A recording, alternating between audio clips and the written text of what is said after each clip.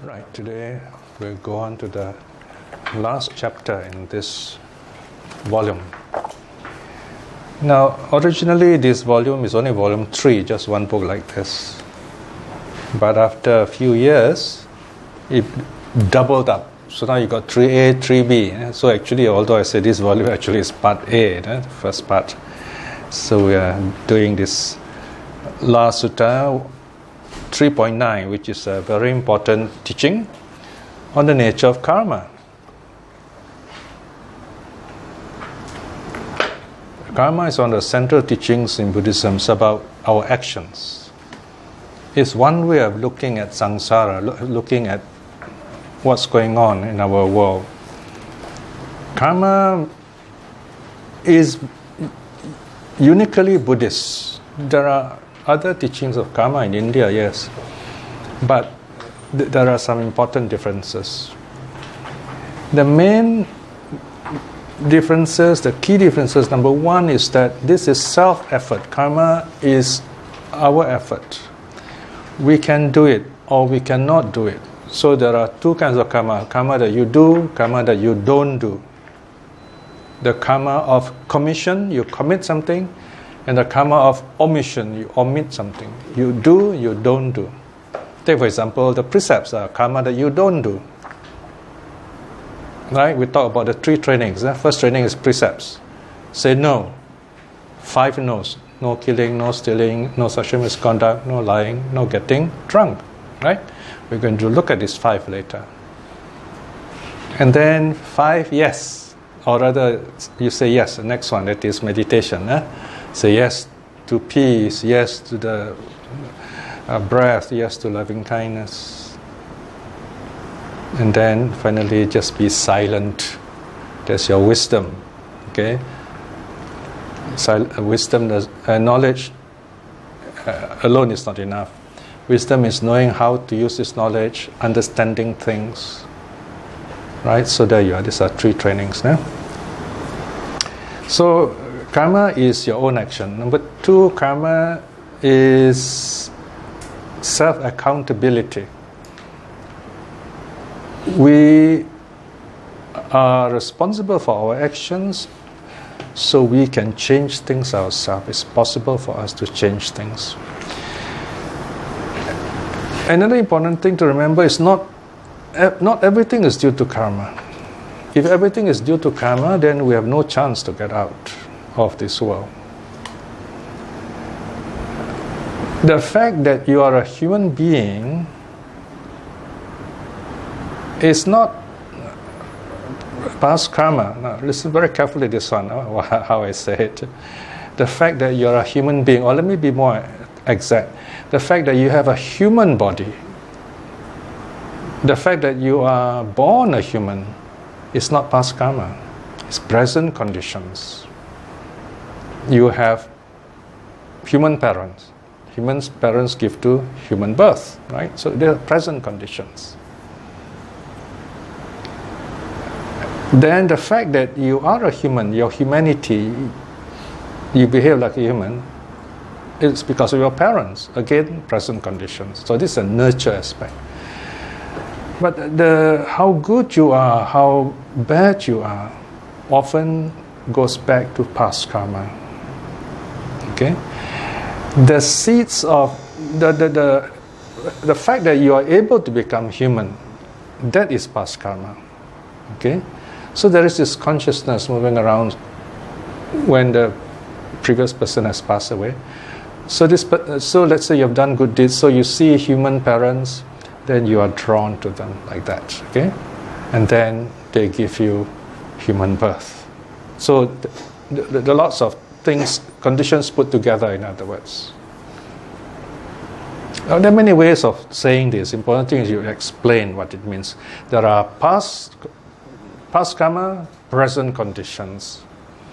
So we must not say what to do, it's my past karma. Not always true. Right? If you say what to do is my past karma, you're resigning to, you're saying that's the way it is, I can't change. You can change. In fact, change is the next thing you must remember. This is the rule of life. Everything changes. Only yesterday I was 16 years old. Today I'm 70 years old. So fast. It's like, sometimes don't you feel like only yesterday you were very young? Yeah? So what happened? Suddenly I've grown old. Right? Change. Change. We always think everything will move very slowly. No? That's what we think. Actually, when you think, a lot of things happen quite suddenly. It's the way our mind works. Notice when you hurry and no problem. Say, hey, the bus come already, you say.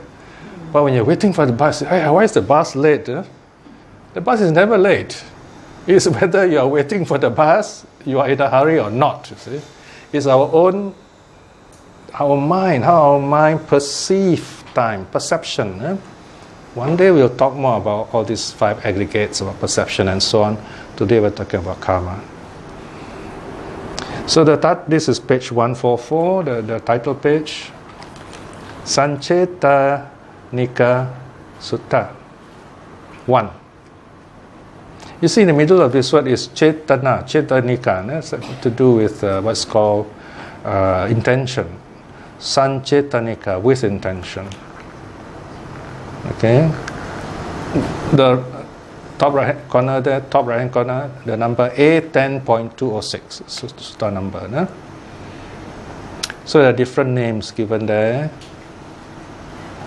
Patama Sanchetanika Sutta. And then you have Dutiya also. They're very close, these 2 suttas, just with some slight difference on it.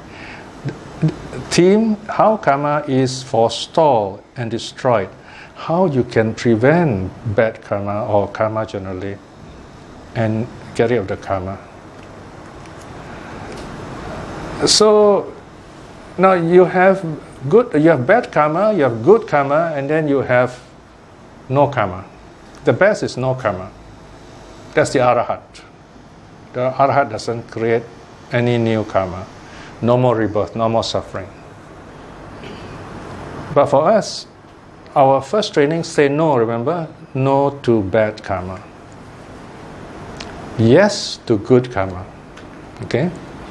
But don't stop there, because when you say yes to good karma, where there's good, there's also bad, right? So it's not we want bad to come, it's just that we become careless, we become upset, we become angry. Okay? So then our 3 doors are open. What are the 3 doors? Body, speech, and mind. These are the 3 karma doors, 3 doors of karma. That's how we do action. This is how karma build up our life, and we go on and on and on. Huh? Okay, now let's look at the sutta itself. Now there are a lot of notes here you can read on your own. I'm giving a kind of explain the sutta. Okay. Notice the notes are much more. No? The notes are about 20 pages. No? The sutta is less than half. No? That's called a commentary. Whenever I look at the number of pages, I say, "Wow, these people today are very lucky. So much notes." In my time, very difficult to get all these notes. Look at page 165, Sanchetanika Sutta 1, page 165. The first discourse on the intentional. Intentional here is the word for karma. Notice the same sutta, A10.206 and A10.207, they are the same. Now let me just say another word about intention. Intention means you can be conscious, you can also be unconscious of something, take for example those a robber who goes around killing people, or soldiers who go around killing people. They're so used to the idea of killing, they don't think anymore about it. But it's still killing. Just because we don't think about it doesn't mean it's not killing, it is still killing. Because it has become a habit, so you don't think about it. Notice sometimes we do something wrong and then suddenly we realize, why did I do it? Now I know it is wrong. You know it is wrong through review knowledge. You review, you say, wow, that was not right. Then you understand certain things in the past make you do it, and you find out what it is, then you prevent the bad karma from occurring again. So this is wisdom. That's why the more you study the suttas, the better you understand how the mind works. You understand how sometimes our mind can lie to us, cheat to us, confuse us. So that way we can correct things, and better still, prevent things. Okay, these are the right actions. Two right action, correct things. Two right action, prevent things. The actions to correct. Something bad that you have not done before, don't do it. Something bad you have started doing, stop it. Okay, so first two right action. Something good you have not done before, start doing it. Something good that you have started doing, continue doing it. Those are the two right actions. Okay? Okay, let's look at passage 1. Bhikshus, those are the monks, bhikshus, so the Buddha is talking here. I do not say that there is an ending of intentional deeds done and piled up. Having experienced them, or their results, whether right here in the present or in the next life or in another life. Okay, this sentence is a bit complicated. Now, what the Buddha says is, he does not teach karma simply as the result that all karma must take effect in this life, next life, or future life. He doesn't say that. Okay? He doesn't say that all karma must take effect on us, present life, future life, other lives. Now, then the next sentence is even more complicating. Look at 1.2. Yet, bhikshus, I do not say that there is an ending of suffering without having experienced the fruits of intentional deeds done and piled up. Done and piled up. That means you do it and then you make a habit of it. So again, the Buddha say, it's a double negative here. I do not say that there is an ending of suffering without experiencing all this karma. No? That means it doesn't mean that you must experience everything, then only you will be free from karma. It's not like that either. Right? So this is a bit, for the scholars, a bit very complicated sentence structure. Let me simplify one more time. First thing the Buddha says, you do not need to go through all the karma in order to be free. Okay? Number 2, you must be careful to make sure that this karma, does not have effect on you also. That's another way of looking at it. Yeah? Sometimes you may wonder what is the Buddha saying in the first two, because it's quite profound. But then he explains the rest of the sutta, he explains it. Okay? If you're still wondering what's going on, this is what you can think, that all this karma that's going on in our life, you don't have all the bad things you have done, it doesn't mean you have paid back all that in order for you to be free from suffering. It is impossible for us, because we don't know how many bad karma we have done. And yet, if you don't end karma, you will not be free from suffering either. So the middle way is to understand the nature of karma. Okay? For example, earlier on I said that you can be conscious and you do karma, then you can tell yourself, okay, I must be mindful not to do it. But sometimes because we have been habitually doing it, we don't even think about it. Now, that is problematic too, So you cannot say, I didn't think about it. You don't think about it, it's still karma. It is, okay, bad karma to be more exact. So it is bad karma when there is greed, hate, delusion behind the action. Okay? We may say there's no greed, no hate, but there is delusion. So this is one of the problems, for example, about euthanasia. Yeah? People can argue and say, oh no, we don't kill all these people, because we don't have hatred towards them. In fact, we love them. But that second statement is a problem. You cannot possibly love someone and kill that person. You're ending a natural flow of life, right? So, now Buddhism doesn't give easy answers, If the Buddha says, oh, it's okay, here it's okay to kill, here not okay to kill, wow. It's very difficult. Who decides, It's not always very clear. So it is safer to say no. Life is sacred, and be clear with that. So things like euthanasia, you have to decide very carefully. Of course, the Buddhists will always say no. We will have no part in destroying life. We will make the dying comfortable, yes. But we will not take the part of destroying life. It's not so easy, but it's because life is sacred. It's not our life. It's not our... We can't give life, so we got to respect life, okay?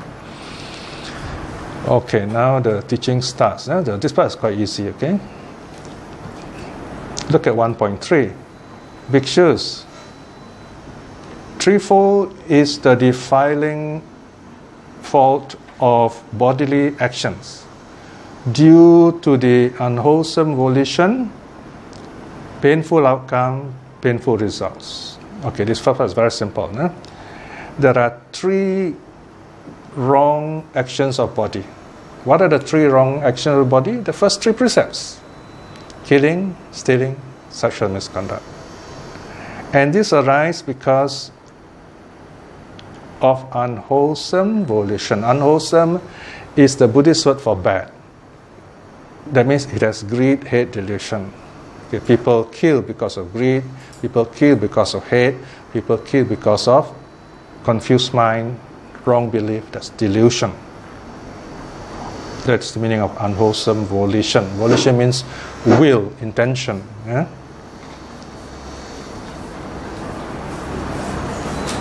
With painful outcome, painful result, then we face this result later on. Okay? Now the rest, the sentence structure are the same, so I only read to you the keyword. So you see the underlined words: bodily action. Second one is verbal action, that means speech. Third one, mental action. So body, speech, mind. These are the three doors of action, okay? And remember the number 3, 4, 3. 3 of body, 4 of speech, 3 of mind. Anyway, later the sutta will show you all this. So there are 4 wrong actions of speech. But in the precepts, there's only one, right? Precept only, musavada, lying. But you can say in that precept, we include all the other 3. And then mental action, there are 3 kinds also. We'll find out in a while what they are. Then you see all the next section, everything's elaborated in detail. If you're wondering what's going on, you look at the subtitle in what they call that, small capitals. Wrong bodily action, the first one, notice? And then the next subtitle, next page, what is it called?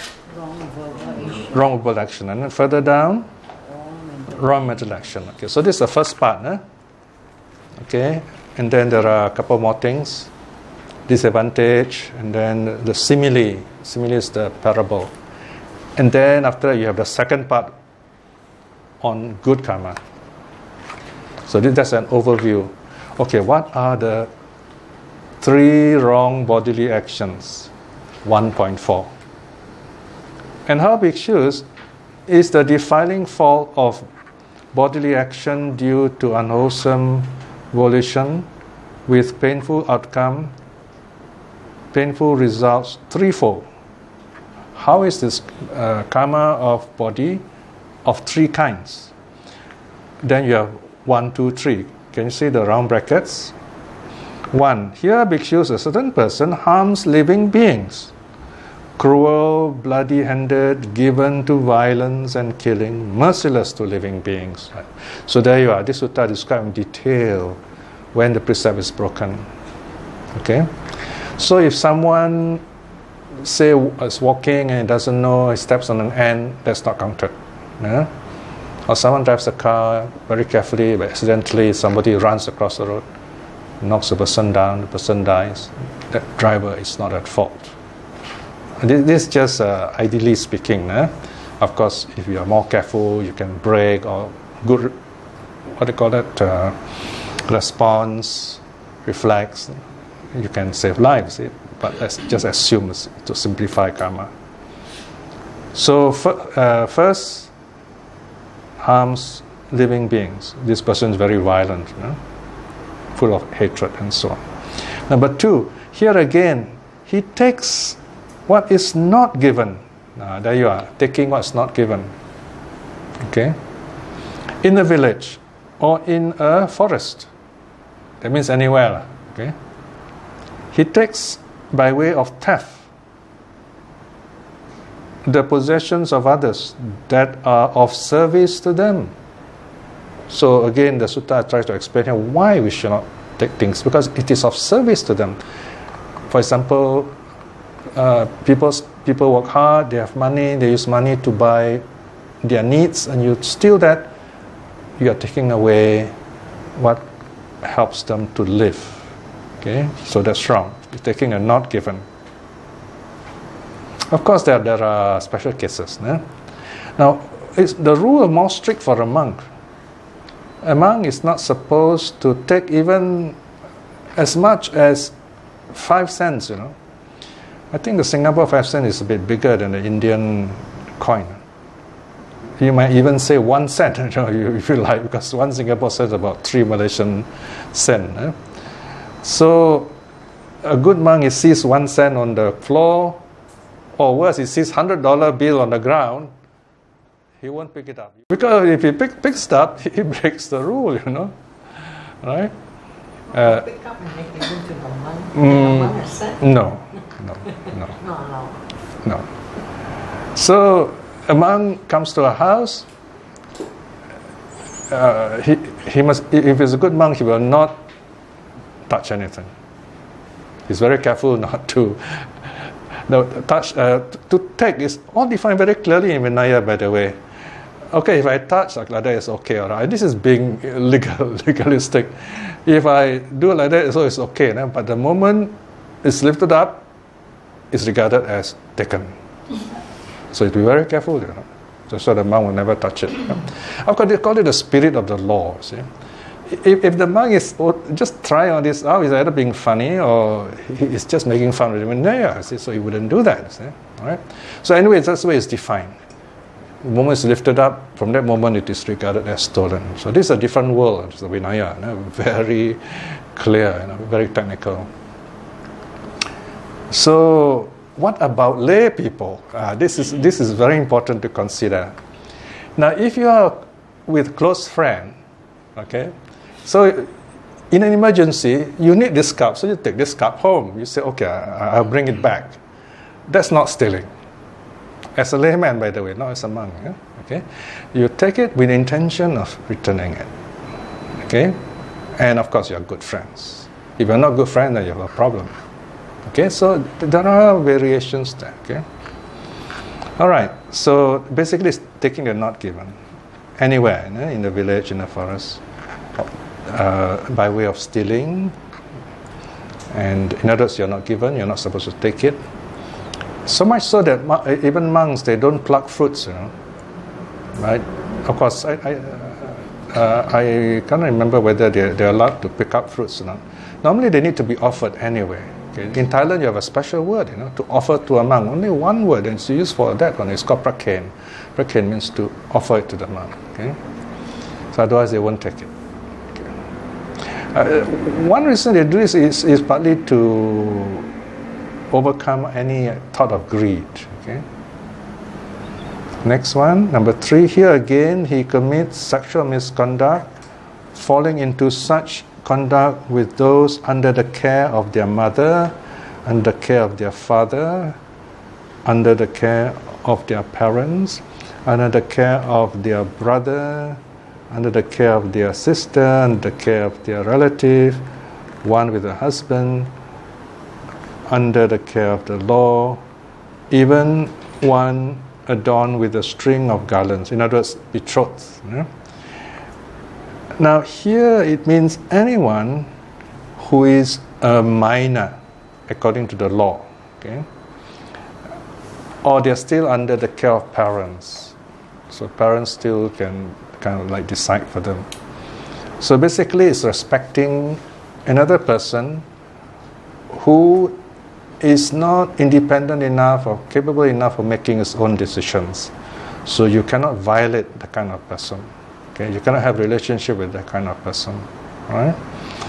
Then the precept is broken. This is the third precept. The third precept is about respecting the person's person, the body of the other person. Giving freedom to women, to men, to have the right to say no. In a relationship. Yeah? So you have, number 1, respect for life. In other words, the precepts are based on values. First value is life, respect for life. That's why we value the first precept, not to kill. The second precept is based on the value of happiness. Why happiness? Now you have life, you work hard to get some food or get money to buy food, right? And that's your happiness. You're happy because you have food, then you're healthy, you have medicine, you're healthy, you have money to buy things you need, you're happy. So if someone steals the money, it's taking away your happiness. That's why we say it's based on a value of happiness. Because to live, you also must be happy, right? Number 3, it's not just about sexuality, it's about freedom. The person must have the right to say no. He says, no, I don't want to marry you. No, I do not want to have any relationship. No, I do not want to have sex. And you have to respect that. So that's freedom. Yeah? So these are the 3 values. Okay? So you have 3 precepts, 3 values. Clear enough? Okay? Can I just ask you? Yeah, sure. This one about sexual misconduct. It's male and female. Now we come to what today call gay marriage. We look at it from this perspective. Yeah, there's a bit of problem there because you don't have that kind of problem in Buddha's time. Of course, this idea of gay marriage is more of a legal thing. So both partners have got the legal right, so you don't lose the advantage of property. So they have come up with all these ideas to make sure that the property is handed over to the right party. So here it depends on the role they play. All right, we're talking about partners here. So this is where you don't need precepts. This is where the law kicks in. The law will decide for them. But respect for each other is all there. They have to respect each other. When the person says no, the other person has to respect. You see, that is very interesting in Buddhist marriage, whether it is normal marriage, straight marriage, or gay marriage. No? When the partner says no, you have to respect that person. But some culture, the female is property, so they can't say anything. But in Buddhism, either party has the right to say no, especially the women. Okay, so. I don't know whether to answer your question or not. Is it clear enough? If not clear, I can still ask. I look at it, this particular paragraph. It refers to the 2 different sexes. Oh, yes. In gay, same sex can be 2 women or could be 2 men. So therefore, does this paragraph apply with us? Yeah, we adjust accordingly. Because once, if it's a social, it's called a neyata. Okay, neyata, that means the meaning must be drawn out. The other one is nitata. Once you talk about precepts, you have to. There are legalities. Once it's about precepts, there is the legal aspect also. So some things, for example, in Buddha's time, there's no such law, see? Because they categorize sexuality. So it's rather strange because you actually take this form of lust as give a name to it, you know. So this is something very modern, and there are laws applying to it in different countries. So you got to apply those laws. It should be justly applied, of course. You know? Justice is another matter. So the precept is just kind of at the back, telling these people that you must have loving kindness for each other. You have to respect each other, not to harm each other, things like that. But once it comes to legalities, property, then it comes under the law. This applies to the monks also on another matter. You know, let's say a monk has a kapiya. Here is the second precept. You know, monks don't touch money, but sometimes lay people want for convenience they give money, not to the monk but to the kapiya, okay? To the licitor. The big word is licitor, to the layman who makes things allowable for the monk or the nun. So it's like a trustee. So you got to make sure you can trust this person, of course, because there are laws. You know, in Thailand, for example, the Sangha laws.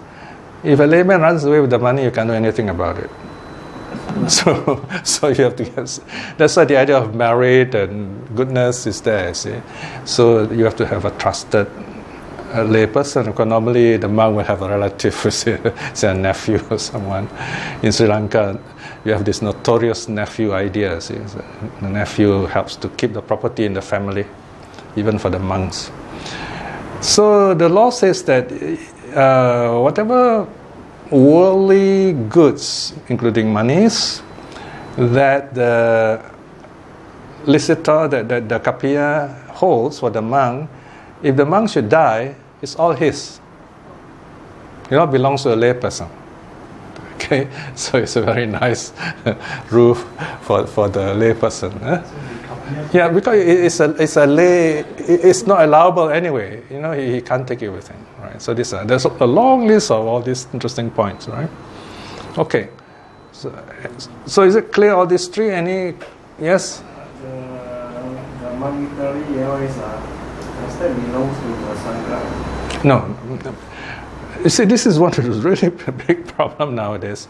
Monks are much richer than all of us combined here. So, who owns the money? It's the monk. See? I mean, now you have all these funny aberrations. The monk owns the monastery. There's no such idea in the Buddha's time. Normally the sangha, the monastery belongs to the sangha, but the monk don't interfere with the... Yeah, I mean, the monk can have a say. For example, if something's wrong, the monk will say it, but he does not run it the way we do. Then it's not renunciation anymore, see? Because he stays there temporarily. But now they become landowners. In Sri Lanka, they are actually monastic landowners. And nobody worked to change the law, see? So now the monks are going to politics. So it's getting worse, see? So when we disobey the Buddha, this is what happens, right? So the Buddha gave all the provisions. The layman take charge of it and it runs everything for you. So if you're a bad monk, it can chase you away. You see? So the idea is this person has great faith in this good monk. So there's no problem. See? So it works like that. Yes? I just want to share because this teacher is from Myanmar and he's a Burmese monk. So they handle money themselves. So he has his own money. He has his own monastery in Myanmar. But he said that although monks are allowed to hold money, but he said that if you are not using in Dharma, you are not using it in the right way, it's to prosperous the Buddhism. No, all those are false statements. They are wrong statements against. He said Yeah. you will lose the money. No. In a way, he said that as a monk, he doesn't do his part as a monk to prosper towards the government using the money, then Well, the ones you hear like that, you should leave the monk. Be very careful, because that's clearly against the Vinaya already. that's why he said that if the monk didn't do well in preparing for the money for the Dharma, so the monk will naturally lose all the money and lose all his devotees. So it's actually is you can see whether is it Does this monk use money? no. Oh, he doesn't use money. He doesn't touch money. Is it? He touched money, but he used it for the. Oh no, that's wrong. When we touch money, it's all roundabout talk. Yeah? Be very careful. In Burmese, they have to, because most of the monks. I don't know. I wouldn't want to say too much about that, because there are what are called ethnic variations. So that is their own karma. Lah. But I tell you, as a layman, it's best not to get involved, because you will follow them wherever they go. Yeah, so there are so many other good monks. So why fall for those kind of monks? Because what they want is your money anyway. They're not really interested in your. He's not asking money, but he just explains that. Oh yeah, of course they are very good. They are very good at explaining things. So my advice is, the moment you see or hear such monk, keep away. There are worse cases, There's so many scandals or this thing. Religion is a very, very dark thing. So I would say, Most yeah. of the monks in Burmese, they are. Yes. So keep to the path, the Buddha says. Keep to the path. Don't say, hey, got shortcut, okay, very dangerous. Or take the road less taken. Poetry is fine, but in real life you get lost. Okay? So I like Robert Frost, but then, you can, if you take the road less taken, you know it very well, that's fine. But it's best to keep to the safe path, then you don't get away one day and say, I got into trouble. I have to deal with many of these troubles sometimes, very sad. So we don't want people to get into that trouble. Yeah? And religion is really, really confusing nowadays. So just stay away. Once you're not sure, stay away. Okay? Otherwise, you come and ask all the wise people here. No? Okay, and the rules are very clear here. Okay. Can I ask a question? Yes. What about Sangha fixed salary for Oh, same. Already I answered the question. So it's not correct. No. They're just like laymen, As my retire, easy life, rather than teach and so much problems, right? Just because they're doing it doesn't mean they're right, So we might not be able to change the world, but at least we don't want to be a part of it, yeah? Because the world is so big nowadays, So people can claim they know Buddhism and they start using all these things, In Japan, it's even worse, It's a law, The monks are by law, they cannot wear the robe all the time and they have to eat meat. Can you imagine that? It's all their mistake. In the past, they were very powerful. They were threatening the Mikado, the emperor, and the shogun. So after a few centuries, the government decided to destroy them once forever. And that's the end of the Sangha in Japan. So if you're very careful, just because we see the world is doing it doesn't mean it is right. It's up to you. What kind of Buddhism do you want? Do you want a good one or the bad one? It's your choice, and choose wisely. Now you end up a wrong temper, my goodness, it'll be hell for you right now, You don't have to wait. Right? So, I know many of you are very wise. You've gone through a lot of suffering. My Facebook, people that are a lot of suffering people. They've gone through, they spend the best of their life. They're now 70, 80 years old. They spend like 20, 30 years with some horrible cult, and this guru, so they know all these things. So, as we say in Malay, sama-sama tahu. So, when people bring up anything, you have this few people who will advise it, be careful, don't get caught with this thing. But sometimes you wonder, they have not caught in it, they don't know, they thought it's exciting, until they lose so many things. So, sometimes you got to watch how people suffer, make a movie or something. Well, wisdom is better. You see, and then it's as if you're experiencing it, right? But then again, if you have experienced it, take it as valuable. You have to get out of it in time. Don't stay too long. And you're going to take a long, long time to suffer. What's the point? Okay? All right, so these are the three Yes, yes. One. Yeah, sure. Because everything's about money. But when we go outside, we can see very common practice. End of a Dharma session, Dharma talk by a monk. And then the devotees are Dharma system. Those who are used to the culture of giving the red packets. So you can give to the temple. Okay. So even the monks also. Mm. And then this one is very common sight. Yes. It's very common because those people have been very successful in conditioning you the wrong way. You have become poodles and dancing bears. So they play a tune, you dance. You see? Yeah. Stop listening to them. Stop listening to them. And stop telling people about all these things. So that someone must make a stop. You don't stop here, your future generation also go down the drain. You got to be firm. We are not violent. You know, in the West, they are very strong. The French Revolution, wow, they did away with all the kings, because the kings were rotten for 3 generations, you know, starting with Louis the 14th, you know.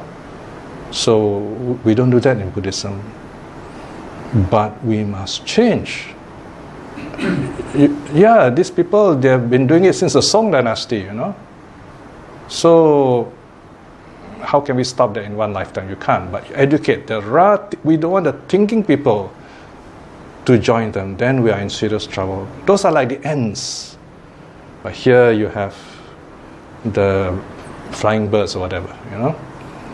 So there is only one Buddha, you know. The Buddha arose in all this huge mess of mad people running around greedy and killing and all this. This one Buddha come up and say, we can change and teach us, and we just need to follow him. We can be that example. We try to teach others. We may not be strong like the Buddha, we try. Okay? The important thing is, when you know it is wrong, no matter the whole world does it also, you won't do it. You got to be that strong. Because if you do it, then no more Dhamma already, Dhamma ending age already. Right? So let those monks do what they want. So I always like the world be. You can't change the world, but you can change yourself.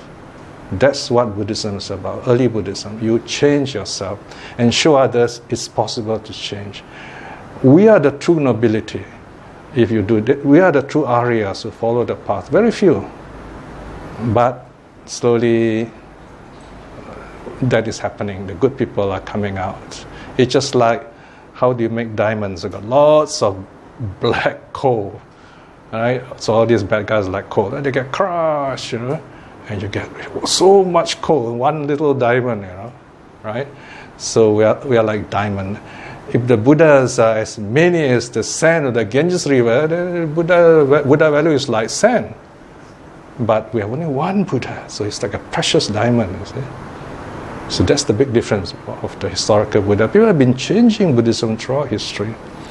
So we don't have to follow that, because the one who gives to the money to the monk and the monk who receives both commit the same bad karma. You'll be poor. You are wasting your wealth. You give to the temple, you give to some suitable charity, do your own social work, help the poor, help the sick. There's so many people suffering in the world. In the Philippines, so many young people couldn't educate, couldn't go for even simple university education. They're selling their bodies, you know. And all they need is just a few $100s a month. We can easily help them. And here we are all living in luxury, you see. So that there are simple things to help people we can do. Yes? My question is not about money. It's about the topic about euthanasia you mentioned earlier. I just want to ask your comments about the Human Organ Transplant Act. In Singapore, the HOTA, Human Organ Transplant Act. The government defines that death is when the brain is dead, even though the heart is pumping, the lungs are breathing.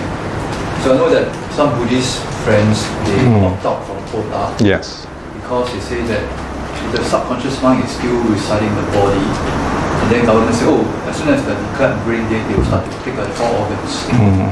So you either opt out or no, now it's automatically opt in. You have to opt out. Yeah. So I just want to hear your views whether Again, there's Again, there is no straightforward answer for this because each of us have got different strength of mind. Okay, if you fear, they say, "Oh, I don't know how I feel." Then, okay, you it's best to. Oh, well, it's up to you. See?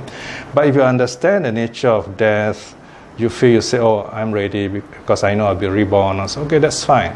So you got to decide how you feel about it. Okay, so someone who has a lot of fear should not do it because that organ also won't be very good. You have too much fear. Apparently, someone says, so there are lots of ideas about all these things. But generally speaking, of course, to donate the organ is a good thing. You save lives, right? But the question is, are you ready for it or not? So you got to ask yourself that. Otherwise, the person is still conscious. Can you feel the pain? If you're conscious, by definition, you should feel pain. Yes. Okay. Yes. Brain dead. Your consciousness is. Yeah. Brain dead means you have no feeling. That means not conscious. Okay, let's go on. Okay, so next part is wrong verbal action. So you have 4 here. And how? Okay, it's 9 o'clock. So we stop here. Yeah, I think yes, no problem. You can always continue next round if you can't finish. Okay, we have a short break. Next section is on the 4 wrong speeches. 2.2. And how bhikshus is the defiling fault of verbal action due to unwholesome volition with painful outcome, painful results, 4-fold. Okay, so there are 4 kinds of painful results. So karma has got painful results. Okay, so be very careful. Suffering of the body, suffering of the mind. Okay? Section 3. Here, bhikshus, a certain person speaks falsehood, tells lies. When okay, now this sutta is interesting because it defines for you what's meant by breaking the precept.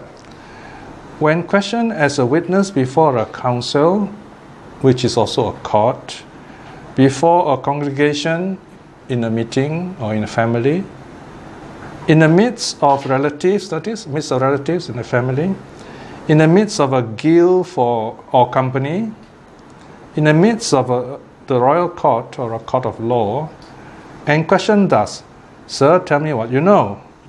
Not knowing, he says he knows. Or knowing, he says he knows not. Having not seen, he says he saw. Or having seen, he says he did not see. Consciously lying thus for his own sake, for the sake of others, or for some material gain. All right, there you are, very clear definition. Someone tells lies for your sake, other people's sake, because of someone else. So it doesn't mean I tell lie for someone else, but it's all right. Okay. Now there is a problem here. Okay, those days we used to run courses, and we have a special discussion on dilemmas about precepts. Let's say robbers break into your house and want to kill your parents. Now, do you tell the truth? Say where my parents is or not? You see? So this is a problem here. See? So, but remember, these kind of questions, they are what they call this rather rare circumstances. Okay, here the precepts talking about daily life. Under those rare circumstances, you have to use your wisdom. Okay, you definitely have to protect your parents' life. So you try your best to protect. Now, of course, in the process of doing that, you may hurt, harm, or even kill the other person. That is also your karma.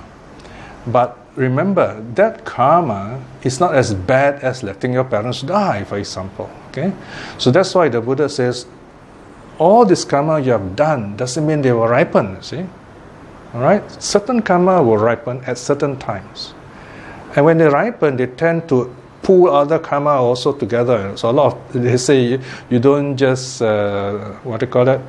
stumble, everything will fall on you also.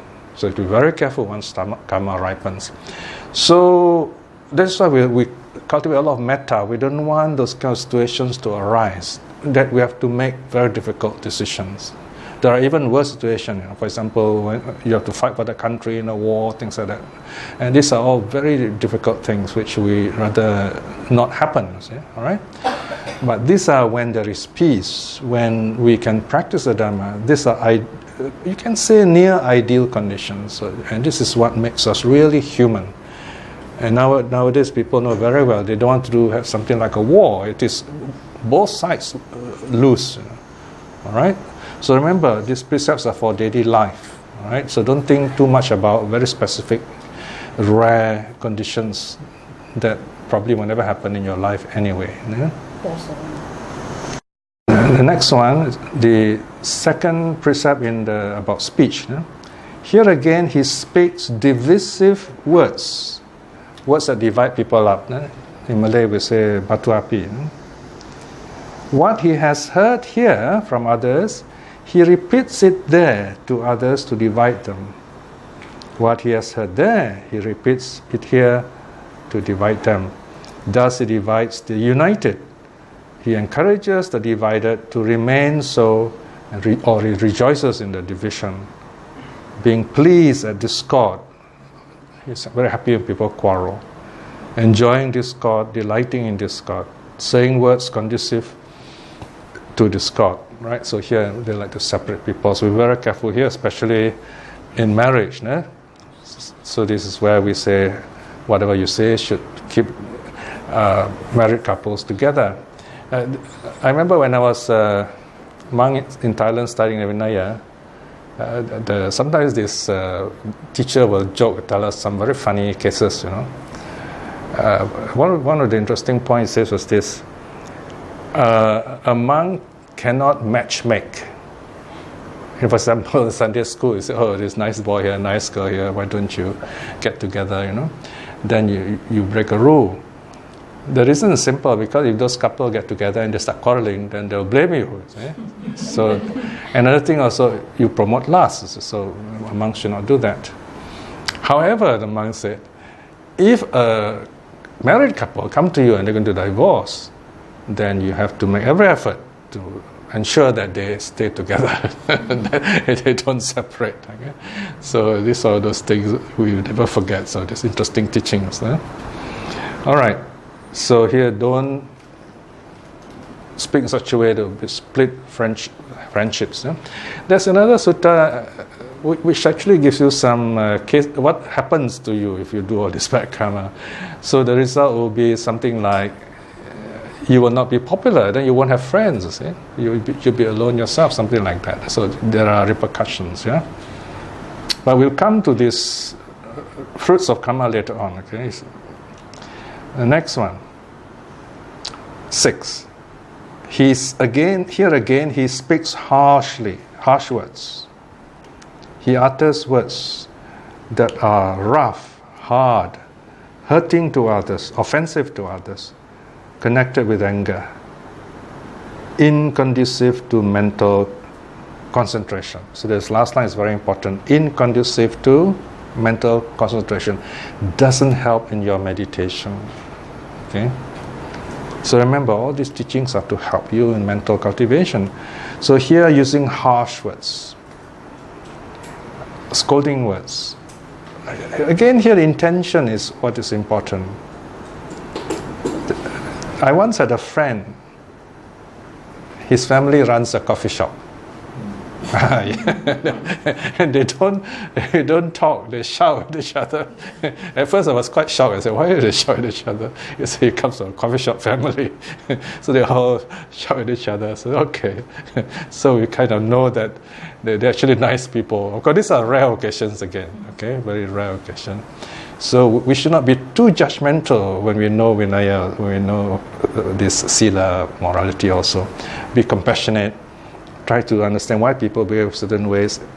If they are habitually wrong with intention, then you try to help them. But sometimes it's their nature. And slowly perhaps they will change by following your good example or example of others in the community. All right. So this is all quite clear and straightforward, right? And then number 7 is the fourth of the wrong speeches. Here again, he chatters frivolously, frivolous talk, utters useless talk. He speaks at the wrong time, speaks what is false, what is unbeneficial. He speaks what is not the teaching, not the Dhamma, what is not the discipline, not the Vinaya. He speaks words not worth treasuring, not worth remembering, spoken out of time, poorly reasoned, in other words, baseless, undefined, rambling, unconnected with the goal. It doesn't help you to move towards the path, towards awakening.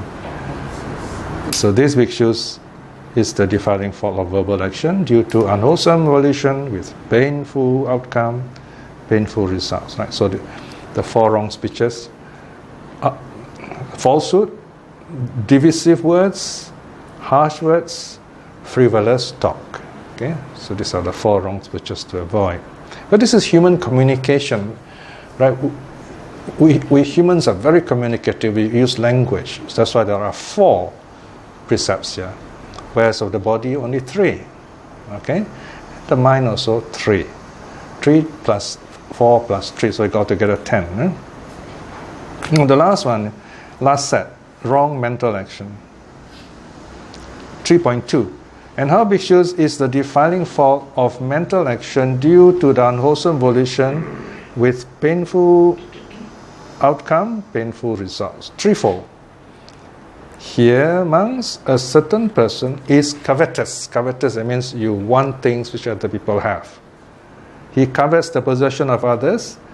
They are of service to them, thinking, oh, may what belongs to others become mine. Notice this one is very similar to stealing. Stealing, you actually take it.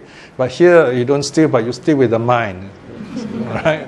So, because, according to the Vinaya, if you think about it, you don't break the precept. But the danger is, you keep on thinking about it, it will lead you sooner or later to breaking the precept. That's why it is dangerous, right? So we correct that by doing loving kindness, by doing metta. So, no covetous thoughts. 9. Here again, he is one with a mind of ill will, a mind of wicked thoughts, thinking, may these beings be killed or slaughtered or wiped out or destroyed or not exist, right? Notice in Buddhism we never say this. Wow, the religion usually they want to destroy their enemies and so on. So we don't have this kind of talk. Habitually, locally, sometimes I hear people to see. Okay, now I was just going to raise that point. Okay, all this is clearly mentioned in the commentaries. It says sometimes a mother may scold a child, right? Because the child is very naughty, wants to go out and play in the forest. The mother says, don't go, but the child still goes. The mother says, you go there, may the devil catch you, or may the tigers eat you, right? The mother scolds the child, but, says the commentator, the mother doesn't have hate in her heart. The reality is the mother is so concerned, trying to frighten the child not to go, you see. So, but still, okay, a monk wouldn't talk like that, okay? So, basically what the Buddha is trying to say is you got to use proper words, because the words you use will be followed by by those, your students, your children, and so on. All right. So here, no mind of ill will. And then the last one is 10. Here again, he is one with wrong views or wrong views, with distorted vision, thinking there is no giving. No offering, no sacrifice. So in other words, giving is not useful. Notice it doesn't say giving money, it says giving, okay? There is no fruit or result of good or bad actions. In other words, no such thing as karma. The world does not exist and the next world does not exist. No this world, no future world. In other words, nothing exists. Nihilism. There's no mother, no father. Doesn't believe in the family. Okay? There is no spontaneously born beings. Okay, this one's a bit tricky. If you look at just the words like this, it refers to the non-returners. In other words, there are no saints. But spontaneously beings can also refer to devas. All right? This has to do with future life, right? Future life. So if you're not sure, take all the meanings you can understand. Right? So in other words, there is such a thing as non-returners, right? As there are arahats, okay? And if you do good, you'll be reborn in a happy state. So the devas are called spontaneously born beings. There are no Brahmins and recluses who, living rightly and practicing rightly, having directly known and realized for themselves this world and the hereafter, proclaim them. Now, here meaning that good is possible. Right? Some people say, oh, good is not possible. The people are by nature bad. They have a very negative idea. So that one is wrong view. No? It is possible to be good. Because if it's not possible to be good, society is not possible. Human beings cannot learn to live together. In fact, if you look at the way society learn to live together, there is always certain rules. Life is precious. The community is precious. Protect your life, protect the life of others in your community. Share your goods. Be kind to one another. Respect one another. All the 5 precepts are the basic rules of a good society, in other words. So it's not just about precepts.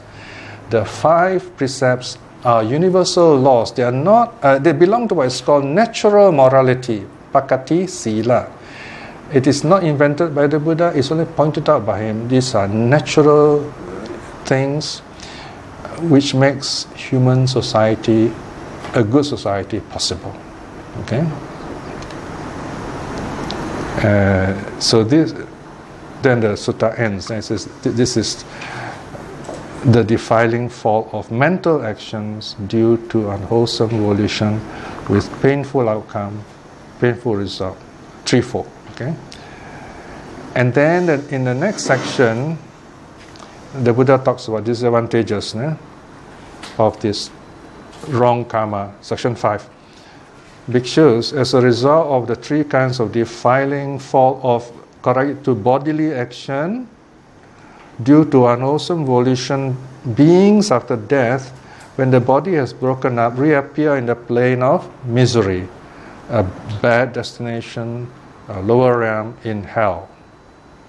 So, and everything repeats itself. Those who practice wrong speech, same thing, would be reborn in suffering states. Those who practice wrong mental action also will be reborn in suffering states.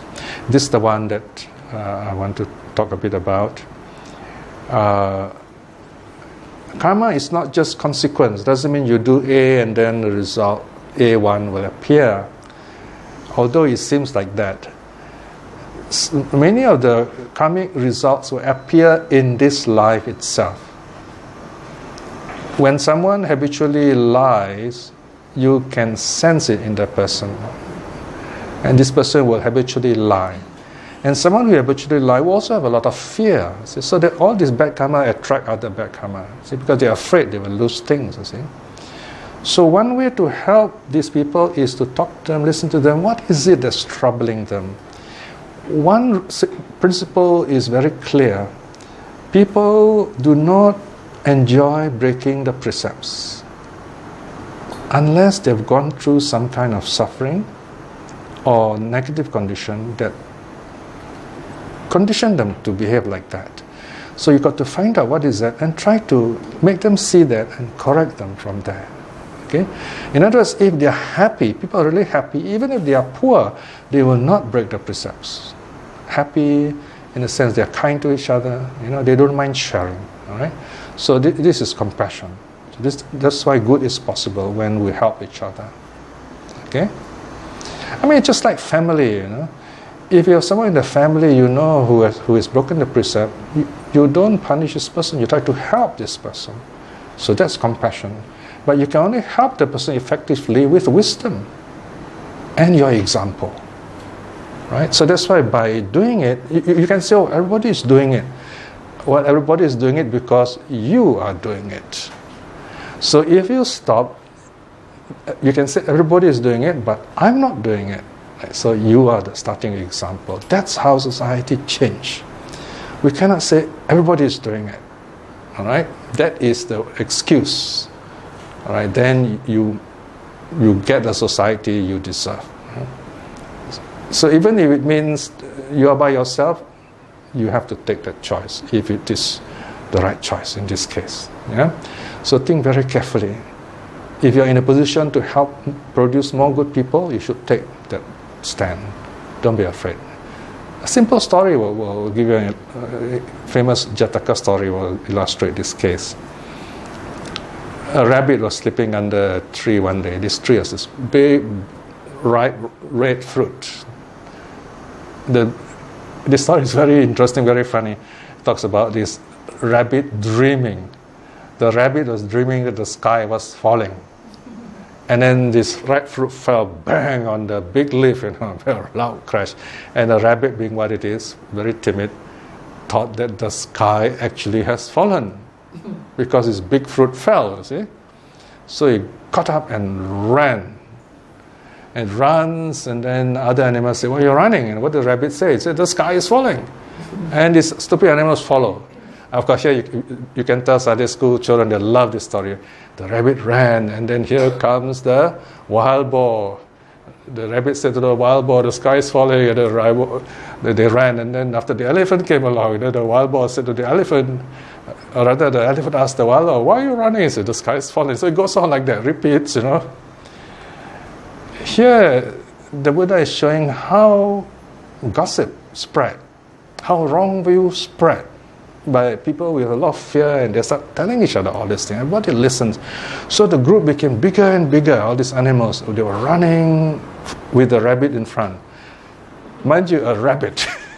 So the elephants and tigers and all these big animals were running, rumbling, lumbering, heading for the great ocean, says the Jataka. That means this animal is going to drown like lemmings, in the ocean. So are you going to say, "Oh, too bad, all animals are running, what can I do?" Not the wise young lion. Okay, and here you have a movie about this lion, right? But here is the real story, okay? Now this lion, it is said, was standing on the top of a rock and saw all these animals running, and said, "These stupid animals are running blindly, they're heading to the sea or the great ocean, they're going to drown." So what does a lion do? If the lion says, "Oh, it's not my business, the stupid animals, let them go, I'll survive, more food to eat." No, the lion didn't think like that. The lion says, "These animals are heading for sure danger." So the lion gave a loud roar. And once there's forest animals hear the roar, they stop in their track, you see. So this is called a lion roar. This is the Dharma, you see. When you hear the Dharma, you stop in your track. You start thinking, "What am I doing? What am I doing? Is this right? Is this wrong?" Right? So the animals stop. All the animals stop. Then the lion comes down and proudly struts and says, "Okay, why are you running?" Elephant says, "I don't know." The bear was running. Ask the bear, "Why are you running?" The bear said, "I don't know. The wild boar is running. Name your animals." Okay, went on like that. Until finally it came down to the rabbit. Here is what? We're talking about cause effect, dependent origination, depending arising. Anyway, so finally the lion comes to the rabbit and said, "Why are you running?" The rabbit says, "The sky is falling." We all know skies don't fall. At least this wise lion knows it. So he asked the rabbit, "What do you mean the sky fell? It's still there." And then the lion asked, "Okay, show me where the sky fell." The rabbit said, No, I'm not going back there."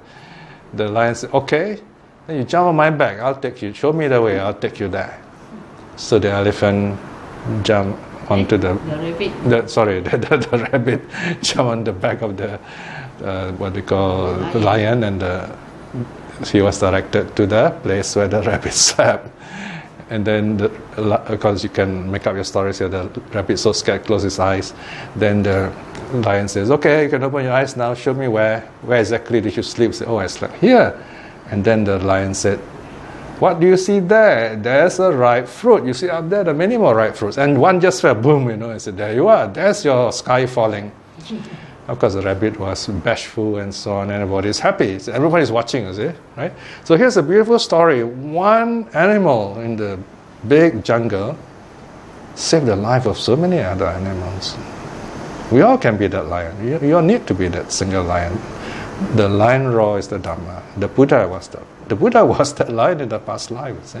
Right? So don't say that one person's action is not helpful, In fact, you need one person. That's all you need to start. That's the story of this Jataka, of the lion. Okay? And this became so famous, it went through Arabia and it went to Europe, this story. Preserved in Arabic first and then... Become a chicken. Yeah, in the West it became a story of chicken licken. Okay? Today they call it fake news. Yes, that too. All right, so then the next part is a parable of the dice thrown. So here the Buddha says when you throw dice, you're sure to get one of the sides, right? So karma is like that. When you create karma, it's like throwing dice. You are sure to get a number.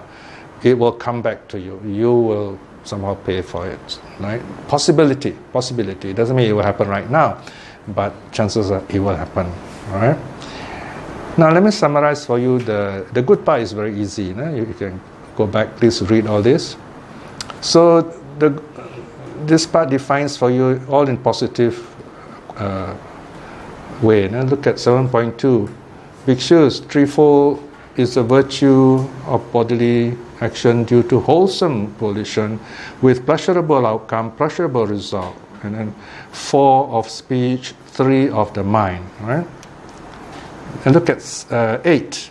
And how bhikshus, the virtue of bodily action due to wholesome volition with pleasurable outcome, pleasurable results, 3-4.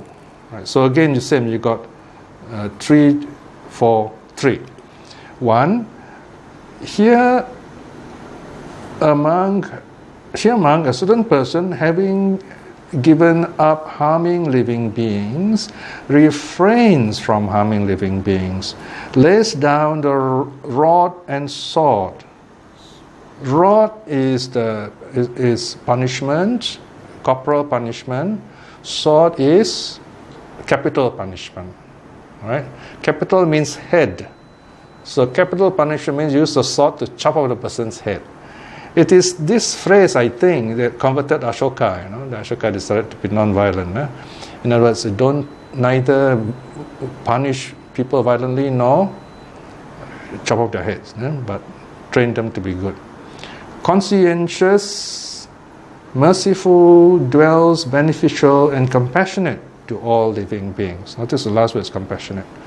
So we don't kill because we show compassion to beings, because all beings love their life. Next, here again, having given up the not given, he refrains from taking the not given in a village or in a forest. He does not take away by theft the possession of others that are of service to them, just opposite of previous, the wrong karma. Number 3, here again, having given up sexual misconduct, he refrains from having affairs with the wrong kind of people and takes responsibility for all his actions. Okay? So, and then the next 4 are the right speeches. Number 4, here bhikshus, a certain person having given up speaking falsehood, refrains from speaking falsehood, so doesn't tell lies in court, in any gathering, in a family. He tells the truth. If it happens, it happens. It did not happen, he says it did not happen. Number 5, he gives up divisive speech. So he doesn't divide people up. On the contrary, he uses words which bring people who are broken up, bring them together, keep them united. And then he's happy. He rejoices in that unity. Then number 6, he gives up harsh speech. Okay, this is very nice. Let me read to you. He refrains from harsh speech. He utters words that are blameless, pleasant to the ear, touching to the heart, urbane. Urbane means like respectful, civil. Loved by the masses, pleasing to the masses. When you talk to the crowd, you got to be nice to them, basically. That's why when we give Dhamma talk, we never insult the audience. That's one way of putting it. And then number 7, we give up useless talk. Yeah? So here the talk is worth treasuring, spoken in time, well reasoned, well defined, connected with the goal. Okay?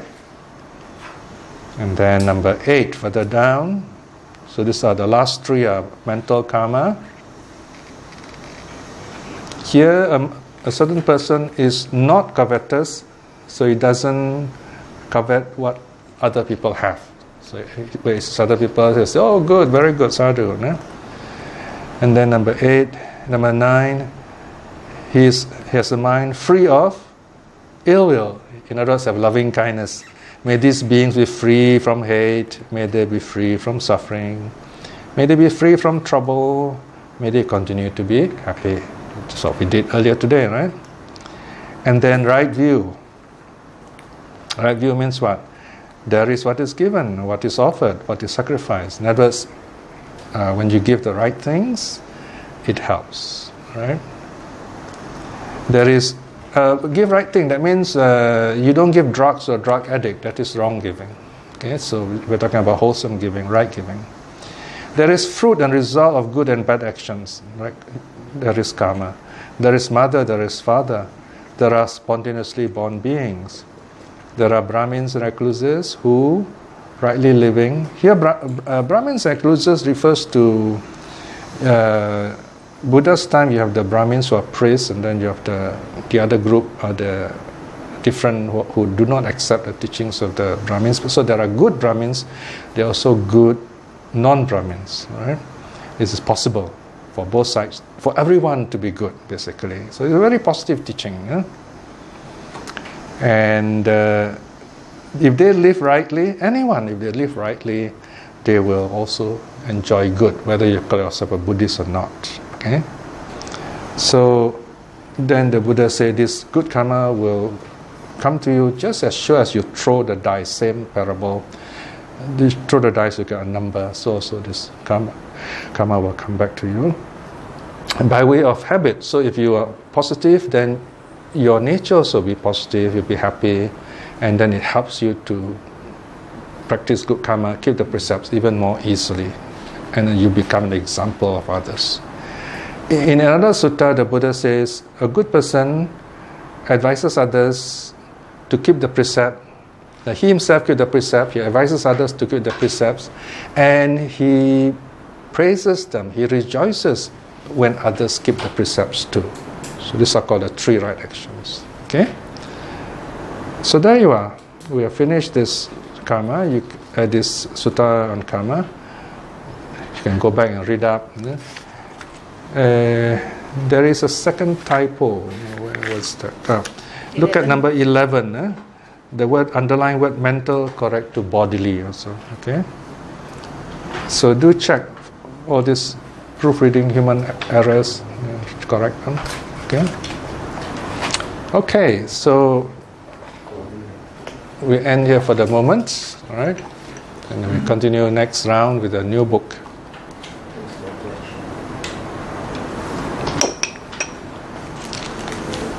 No quick burning question. Any quick burning question? I don't see any smoke, so it's okay. All right. Okay, let us close this session for the moment. We'll close volume 3A also. This is a very wonderful occasion. We have accomplished studying a whole volume. This is a celebration of very good karma that we are able to gather here. Some of you have never failed to come here. That is a wonderful, great act. In the past, you have done good deeds, so you're able to maintain that karma. Now you have done some more good karma, and good karma upon good karma, it piles up that way. And this is a very wonderful thought to just reflect on. Even if this is the first time you come, it is still a good thought to reflect on.